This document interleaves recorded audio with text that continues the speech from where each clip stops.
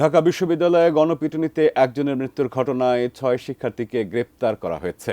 জাহাঙ্গীরনগর বিশ্ববিদ্যালয়ে এক সাবেক শিক্ষার্থী মৃত্যুর ঘটনায় দ্রুততার সঙ্গে ব্যবস্থা নেওয়ার কথা জানিয়েছে বিশ্ববিদ্যালয় প্রশাসন।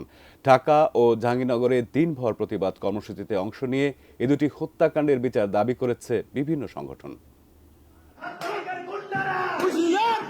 বুধবার সন্ধ্যায় জাহাঙ্গীরনগর বিশ্ববিদ্যালয়ের প্রান্তিক গেট এলাকায় সাবেক শিক্ষার্থী ও ছাত্রলীগ নেতা শামীম মোল্লাকে মারধর করে বিক্ষুব্ধ কয়েকজন।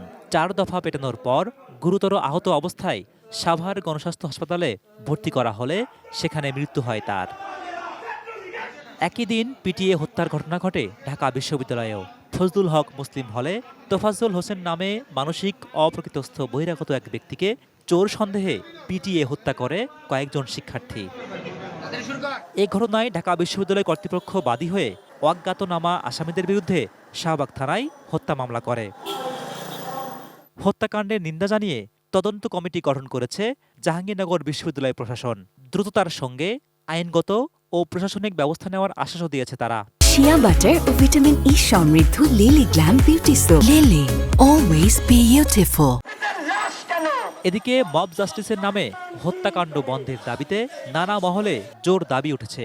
এসব ঘটনার সঙ্গে জড়িতদের বিচারের দাবিতে দিনভর প্রতিবাদ কর্মসূচি পালিত হয়েছে ঢাকা বিশ্ববিদ্যালয় ও জাহাঙ্গীরনগর বিশ্ববিদ্যালয়ে।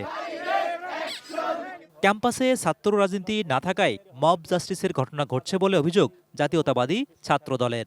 ছাত্রলীগের সাবেক পদধারী যারা ছিল তারা সাধারণ শিক্ষার্থীদের ব্যানারে এখন হলগুলোতে অবস্থান করছে। জেনারেল স্টুডেন্টস আছে, কিন্তু তাদের মধ্য থেকে কিন্তু অনেকেই এই দীর্ঘদিন জেনারেল স্টুডেন্টের উপর অত্যাচার নির্যাতন করেছে, ছাত্রদলের উপর বারবার হামলা নেতৃত্ব দিয়েছে। Zahid Hossain, ATN news, Dhaka.